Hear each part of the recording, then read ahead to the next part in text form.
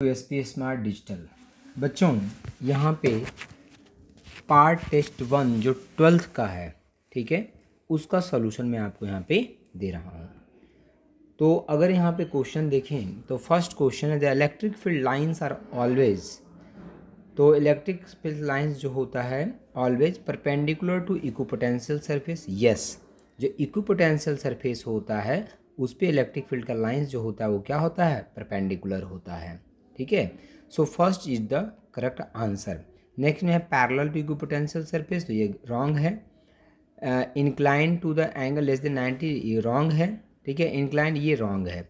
जो equipotential surface होता है, जैसे ये अगर इक्विपोटेंशियल सरफेस है, ये अगर इक्विपोटेंशियल सरफेस है, तो जो इलेक्ट्रिक फील्ड लाइंस होता है वो इस पे परपेंडिकुलर होता है।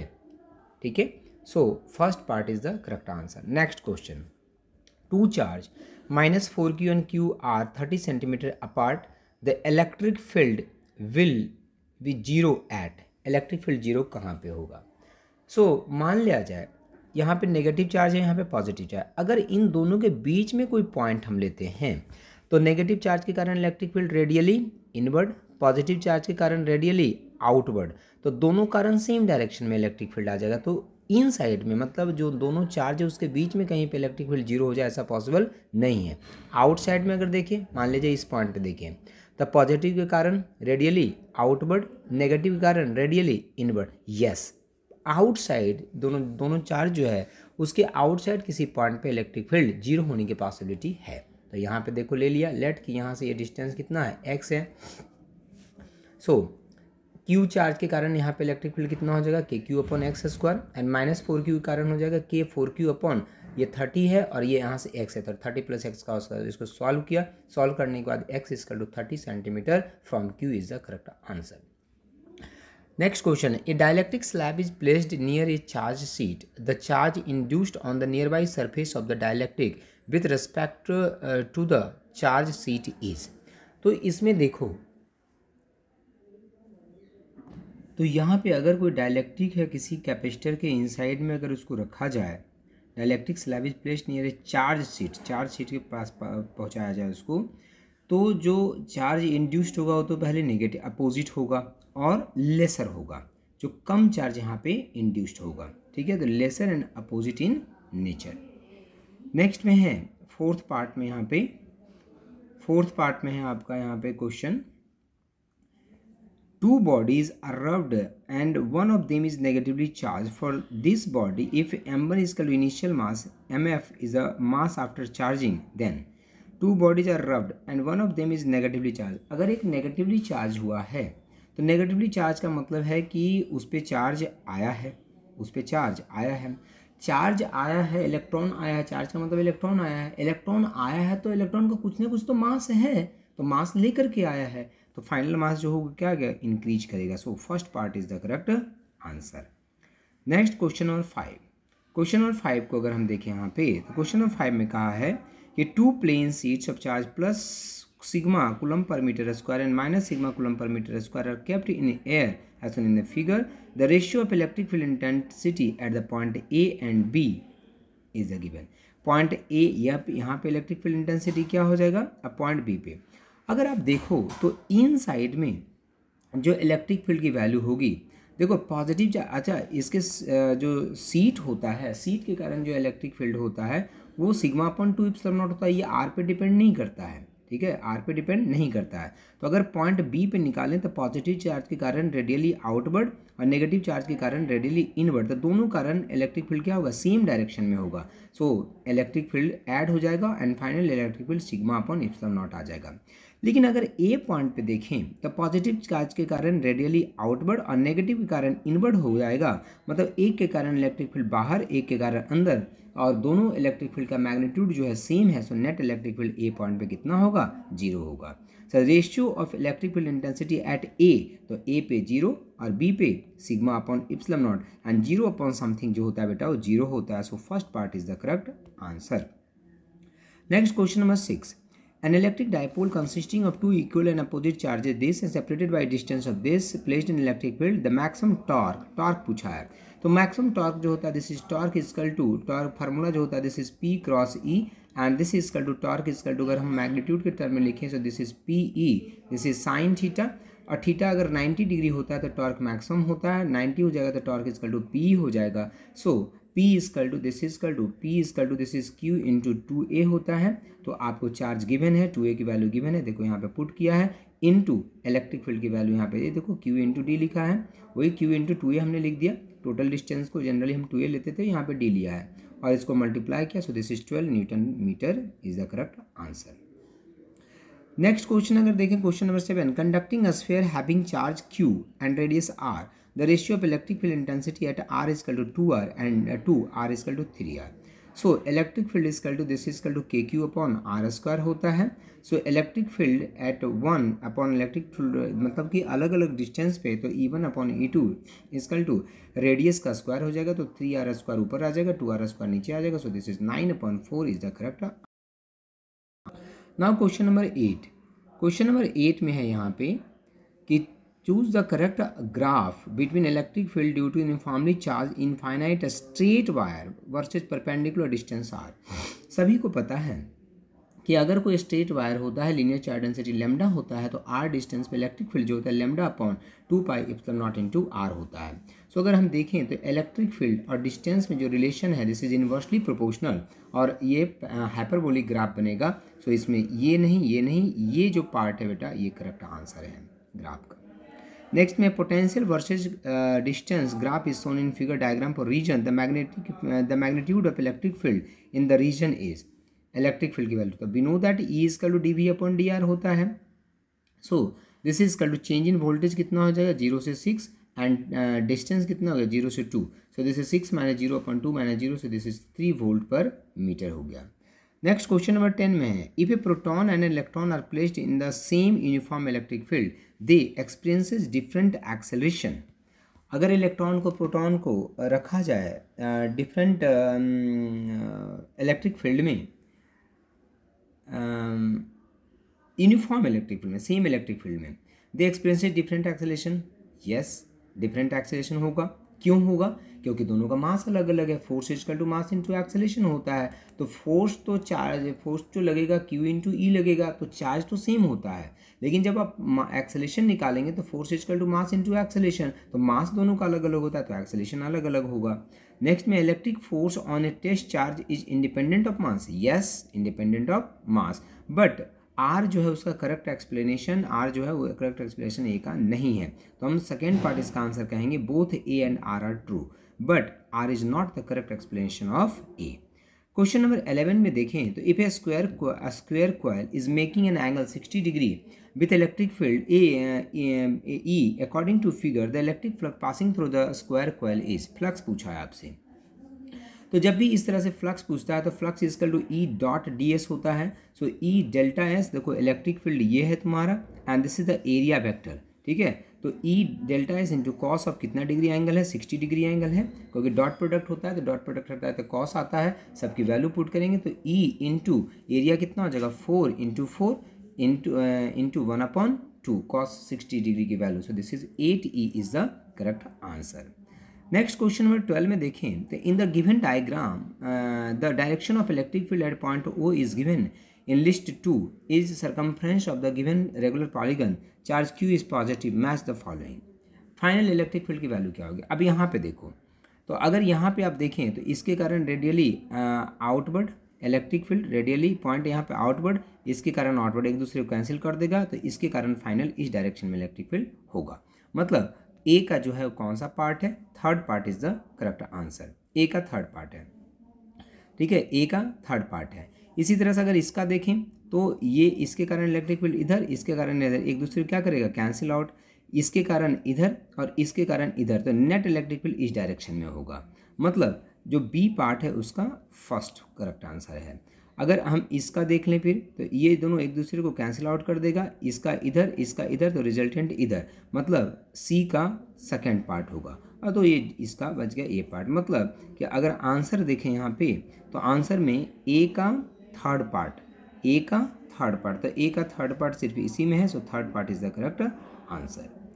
ना क्वेश्चन नंबर 13, अगर क्वेश्चन नंबर 13 को हम देखें तो क्वेश्चन नंबर 13 में है यहाँ पे क्वेश्चन नंबर 13 को देखें तो क्वेश्चन नंबर 13 में है कि in which the following orientation of electric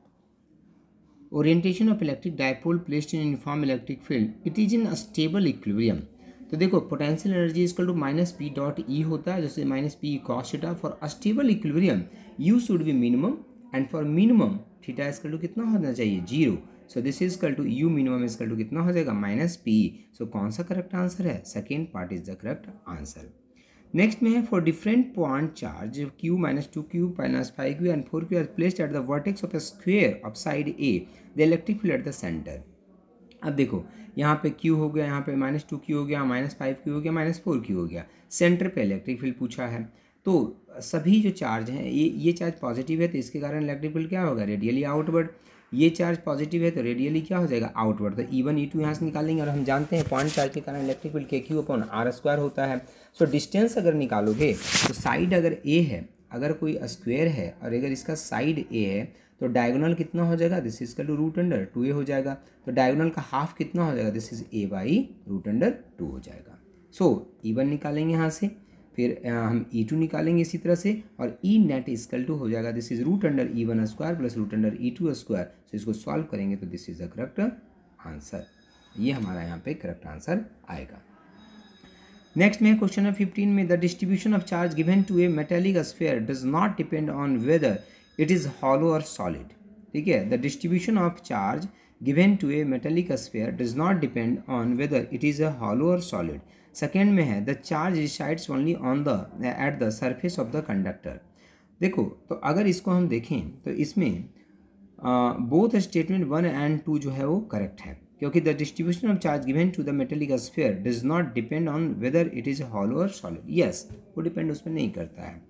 the charge resides only on the surface of the conductor. हाँ, जो कंडक्टर होता है उसके सरफेस पे ही चार्ज होता है, इनसाइड में चार्ज नहीं होता है। लेकिन जो इंसुलेटर होता है उसमें थ्रू आउट वॉल्यूम जो चार्ज डिस्ट्रीब्यूशन होता है। नेक्स्ट में question number 16 the energy required to charge parallel plate condenser of plate separation D and plate area cross section A such that the surface charge density on the plate will be sigma S. तो we know that energy is equal to 1/2 CV square होता है, 1/2 CV square. 2 यहाँ पे missing है मेरे हिसाब से, ठीक है। 1/2 CV स्क्वायर होता है एनर्जी रिक्वायर्ड। अच्छा क्या पूछा, energy required to charge a parallel plate condenser.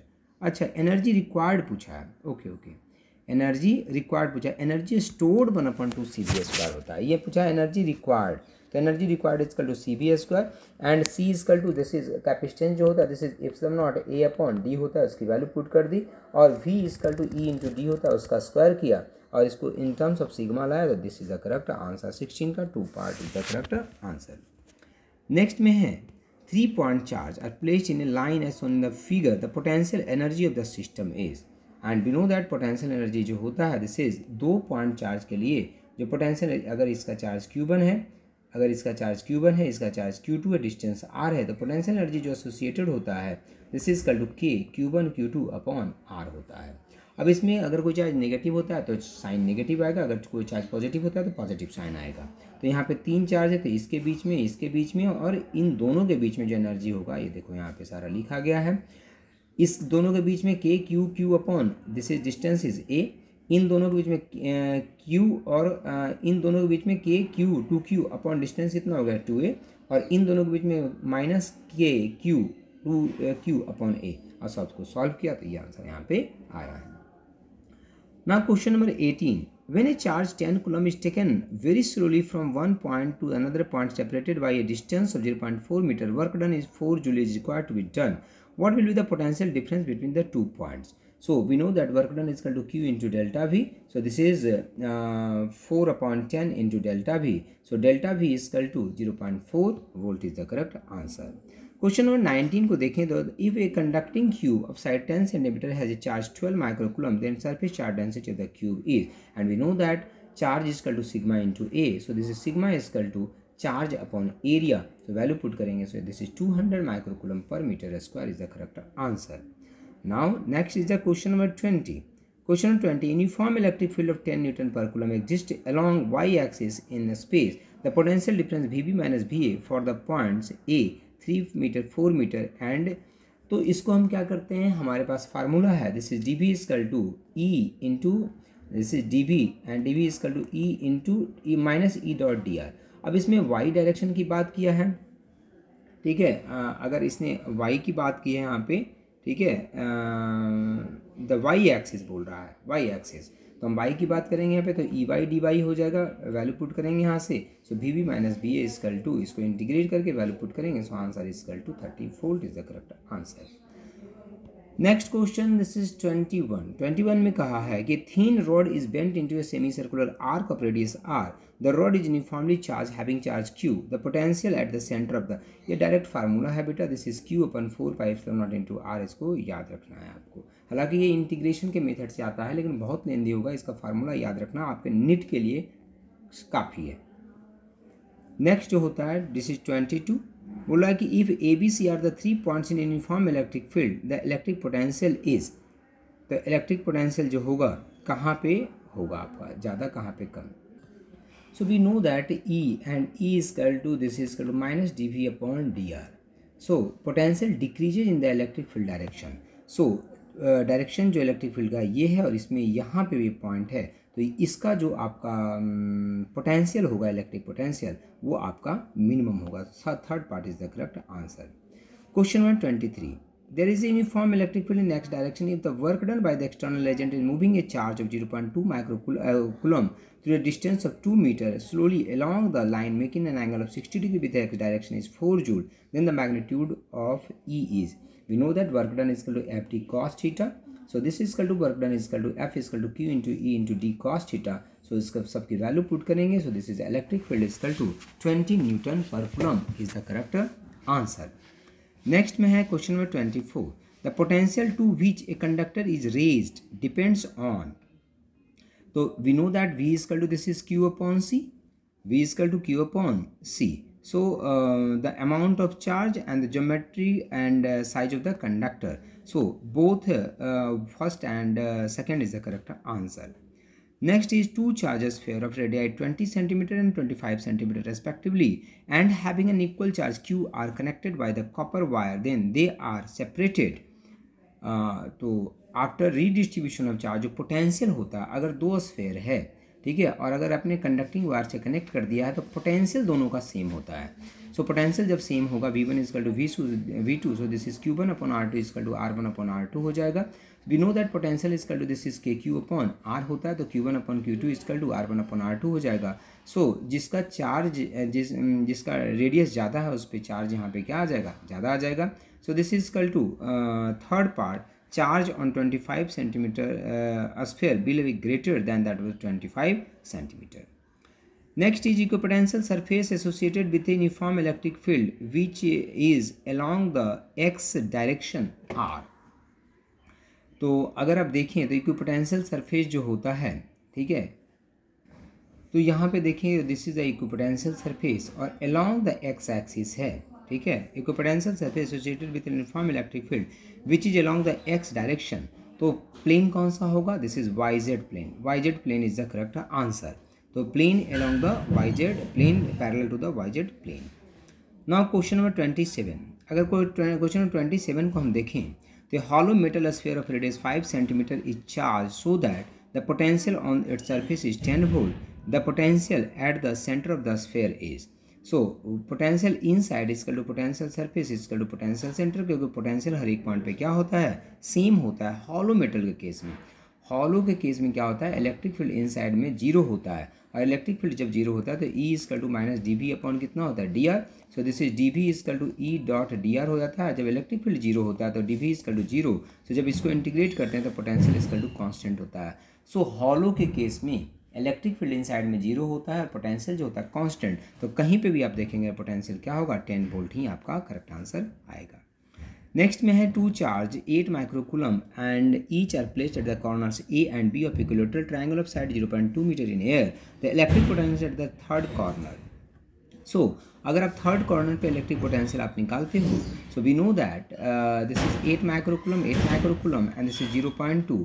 So हम we know that electric potential is equal to KQ upon R, so this is K and इसकी वैल्यू, चार्ज की value divided by distance plus के Q upon are, इसको solve करेंगे तो 7.2 into 10⁵ volt आपका answer आएगा।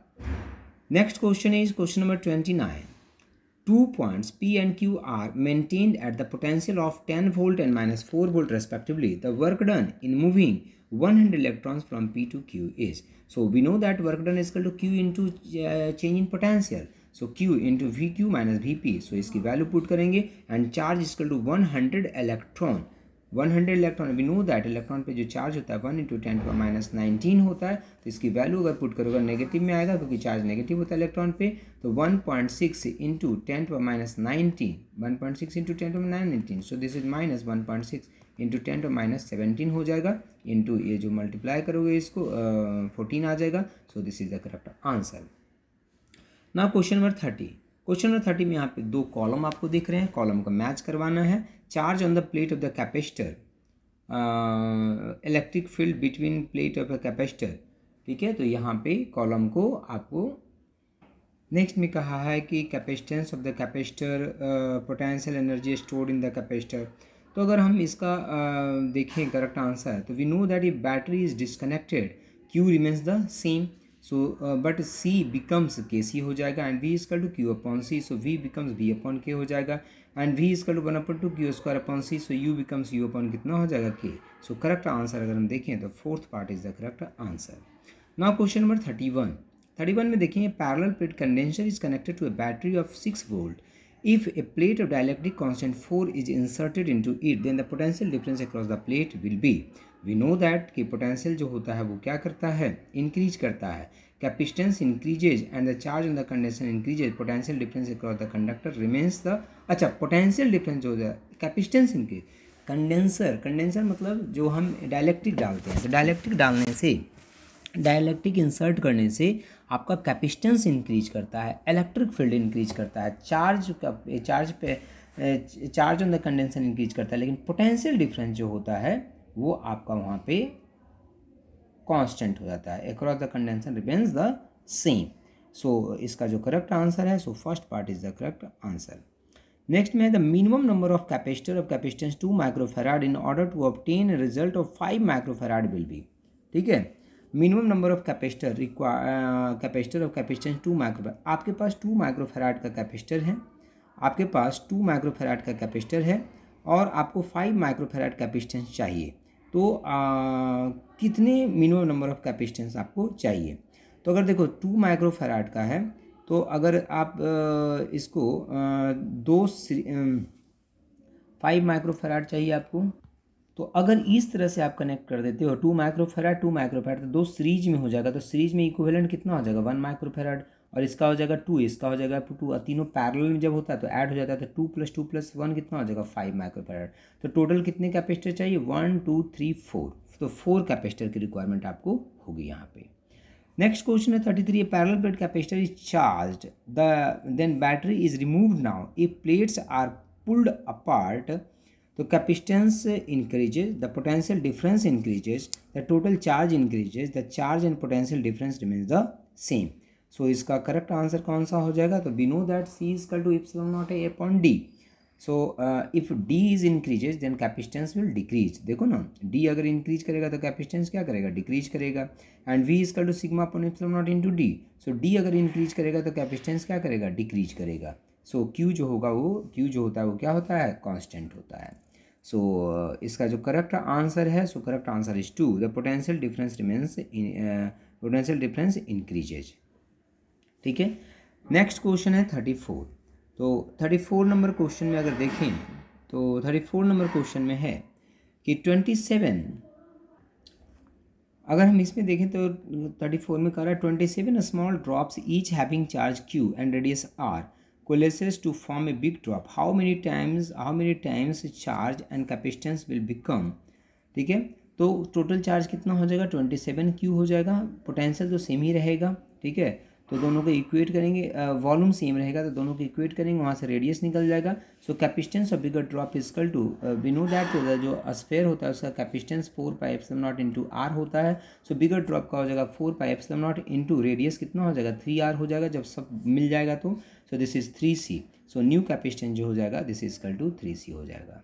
Now next is question number 35. A 20 microfarad capacitor is a defibrillator is charged to 2000 volt. The energy stored in the capacitor is sent through the patient during a pulse of duration 4 millisecond. The power delivered to the patient is, so power is equal to होता है, this is energy stored upon time. So energy stored is equal to 1/2 CV square upon time. तो सबकी value put करेंगे, so this is equal to 10 kilowatt is the correct answer. Now next is question number 36. When two identical spheres having charge 4 microcoulomb and 16 microcoulomb are kept at certain distance apart, then the force is F. They are touched and again kept at the same distance. The force becomes, so we know that force is equal to K Q1 Q2 upon R square. So now अगर after touching charge distributed equally, ठीक है, वहाँ से solve करेंगे, फिर दोनों का ratio निकालेंगे, तो यहाँ पे देखते हैं हम कि जो न्यू फोर्स हो जाएगा दिस इज इक्वल टू 25/16 के बराबर यहाँ पे आएगा. नेक्स्ट क्वेश्चन अगर हम देखें तो नेक्स्ट में है the electric flux through a cube of edge length L is 5. What will be the its value of if edge length of the cube is 2L and charge enclosed is double. देखो length increase और decrease करने से कोई फर्क नहीं पड़ना बेटा, क्योंकि गॉस लॉ से ये कहता है कि flux equal to this is charge enclose upon epsilon naught होता है, तो इसमें लेंथ का कोई रोल ही नहीं है. तो चार्ज अगर बढ़ेगा तो फ्लक्स इंक्रीज करेगा, तो चार्ज अगर डबल हुआ तो फ्लक्स डबल हो जाएगा. देखो फ्लक्स डबल हो गया क्योंकि लेंथ से कोई मतलब नहीं है यहाँ पे. Next is question number 38. An electron is equilibrium between two horizontal plates of a charge capacitor. If the plates are interchanged in position, it means electric field is reversed. Then the acceleration of the electron will be. तो electron देखो क्या हो जाएगा, this is Q equal to mg हो जाएगा, this is equal to mg and this is equal to QE. अब जब reverse कर दोगे इसका तो this is F net is equal to QE plus mg, so this is 2mg हो जाएगा. सो A इक्वल टू कितना हो जाएगा, this is equal to 2g हो जाएगा. Next is question number 39. Figure shows some of the electric field lines due to the 3-point charge Q1, Q2, Q3 of equal magnitude. The sign of each of the three charge respectively are. तीनों charge का sign जो है वो क्या होगा. तो देखो ये क्या कर रहा है, यहाँ से यहाँ जा रहा है, इसका मतलब ये आपका नेगेटिव होगा, ठीक है, पॉजिटिव होगा, ये नेगेटिव होगा क्योंकि पॉजिटिव से नेगेटिव जाता है. ठीक है, तो अगर हम Q1 को देखें तो Q1 जो है वो आपका Q1 जो है वो नेगेटिव होना चाहिए. Q1 आपका नेगेटिव हो गया, ठीक है, तो Q1 नेगेटिव हो गया तो Q2 क्या होगा, पॉजिटिव. Q2 हो गया पॉजिटिव, और यहाँ से फिर यहाँ पे चार्ज आ रहा है, मतलब ये फिर से क्या होगा, नेगेटिव होगा. So fourth part is the correct answer. Next में बेटा what is electric flux linked with closed surface S1. ठीक है, तो क्लोज सरफेस S1 कौन सा है तुम्हारा, ये है S1. तो ये देखिए S1 है, तो इससे इलेक्ट्रिक फ्लक्स कितना हो जाएगा, तो इसमें चार्ज कितना है, +10 -5 एंड +2. तो नेट जो चार्ज हो जाएगा इस पर कितना हो जाएगा, 7 कूलम हो जाएगा. So flux equal to charge upon epsilon naught, so this is 7 coulomb upon epsilon naught is the correct answer. Now next question is 41. अगर 41 को देखें बेटा हम यहाँ पे, तो 41 में है यहाँ पे variation of electric field with distance from centre of a non conducting uniformly charge sphere. ठीक है, तो इलेक्ट्रिक फील्ड जो होता है इन साइड में डायरेक्टली प्रोपोर्शनल टू R होता है, बाहर में इन्वर्सली प्रोपोर्शनल टू R² होता है. सो इसका करेक्ट आंसर जो होगा इस तरह से डायरेक्टली प्रोपोर्शनल होगा और ये इन्वर्सली प्रोपोर्शनल होगा R² के. So third part is the correct answer. इसका ग्राफ भी बताया हुआ है नोट्स पे. नेक्स्ट में देखें तो 6 charge are placed at the corners of a regular hexagon as shown in figure, then choose the correct option. Both the electric field and electric potential will be 0. देखो electric field या electric potential, तो potential की बात करें तो potential तो scalar quantity है. तो यहाँ पे देखो पॉजिटिव, यहाँ पे नेगेटिव, तो यहाँ पे पोटेंशियल क्या हो जाएगा, 0. सॉरी इसके कारण ये टोटल चार्ज कितना है, Q 2Q और 2Q, तो 4Q चार्ज पॉजिटिव है और 4Q चार्ज नेगेटिव है, तो पोटेंशियल 0 होगा. इलेक्ट्रिक फील्ड की बात करें तो ये एक दूसरे को क्या कर देगा, कैंसिल आउट कर देगा, ये एक दूसरे को कैंसिल आउट करेगा और ये एक दूसरे को कैंसिल आउट करेगा, तो इलेक्ट्रिक फील्ड भी जो होगा वो भी कितना होगा तुम्हारा, 0 होगा. So A part both electric field and potential will be 0. Question number 43 में देखें hollow charge metal sphere has a radius R. If the potential difference between the its surface and a point at distance 3R from the centre is V, then the electric intensity at the 3R from the center is. So electric intensity आपसे यहाँ पे पूछा है. तो ये देखो potential यहाँ पे लिखा 1/4 pi epsilon naught Q upon R minus 1/4 pi epsilon naught Q upon 3r and this is equal to कितना है v। सो इसको हम v से इक्वेट करेंगे। Now electric field equal to कितना है, this is 1/4 pi epsilon naught Q upon 3r square. So इसको solve करेंगे, so this is v upon कितना हो जाएगा 6r is the correct answer. Now question number 44। अगर क्वेश्चन नंबर 44 को देखें, the two particles each of mass m having charge q and 2q are placed in uniform electric field E and allowed to move for the same time the ratio of kinetic energy will be, so this is equal to v1 is equal to qe upon t upon m हो गया and v2 is equal to 2qe upon t upon m हो गया। दोनों को divide करेंगे तो 1 upon कितना आ जाएगा 4 is the correct answer.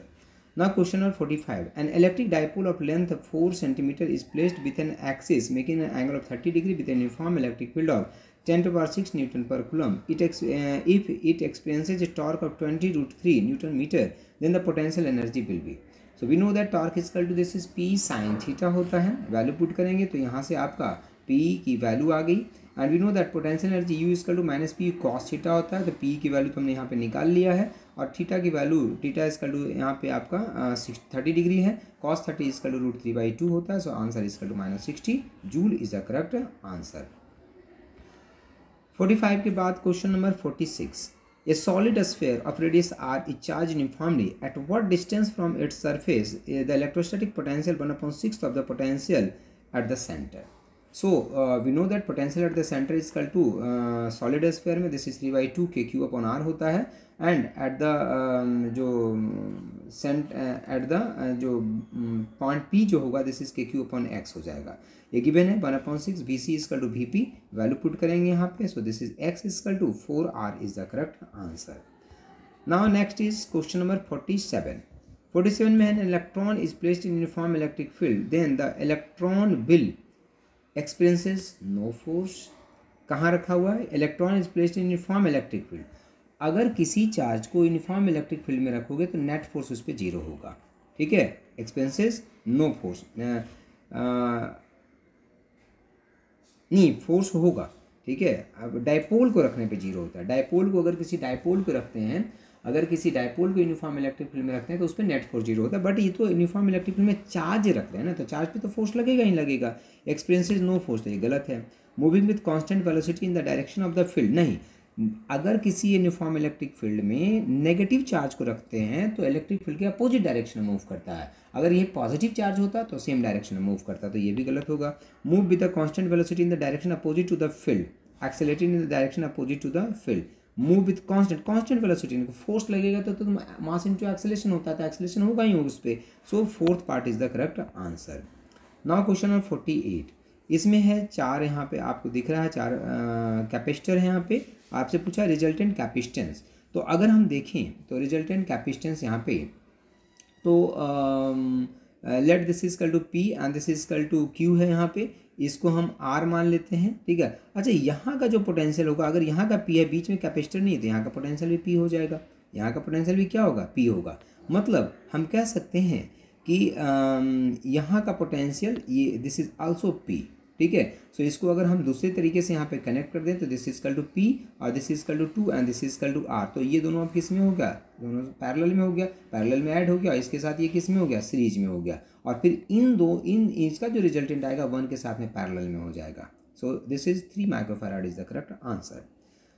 Now question number 49। The energy stored in 2 microfarad capacitor as shown in the figure is. तो पहले आपको क्या निकालना पड़ेगा, यहाँ पे चार्ज निकालना पड़ेगा या पोटेंशियल निकाल लीजिए। तो पोटेंशियल अगर निकालोगे तो Q0 is equal to C equivalent into V। C equivalent निकालो, ये दोनों किस में पैरेलल में, तो 1 + 1 कितना हो जाएगा 2। 2 के साथ में ये कितना है सीरीज में, तो 2 × 2 upon 2 + 2 4। So this is equal to 1 आ जाएगा। सो 1 × 10 is equal to 10 micro coulomb charge निकाल लिया हमने यहाँ पे। And energy is equal to 1/2 Q² upon C होता है, वैल्यू पुट किया। So this is 25 micro joule is the correct answer.